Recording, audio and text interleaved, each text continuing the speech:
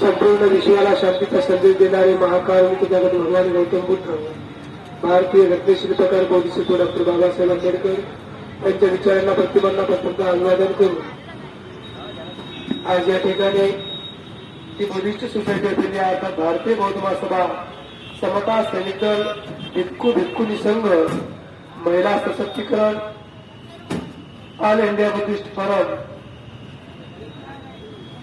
व विविध संघटनाच्या वतीने या ठिकाणी भिक्खू संघ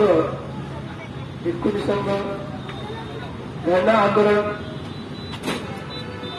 महाबोधी महाविहार येथील 155वा दिवस आहे, 155वा दिवस आहे आणि महाबोधी महाविहार मुक्ती आंदोलन व दीक्षाभूमी सौंदर्यीकरण या दोन विषयावर नागपूर संविधान चौकामध्ये आजचा हा 16वा दिवस आहे.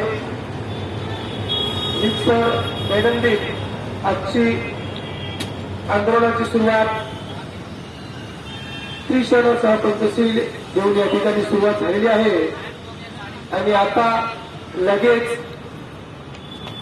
उपासक सतीश वासनिक यांच्याकडून भिक्खू संघास भोजनदान आहे. तेव्हा आता लगोलगच भिक्खू संघास भोजनदान होईल. त्यानंतर पुढील आंदोलनाला सुरुवात होईल.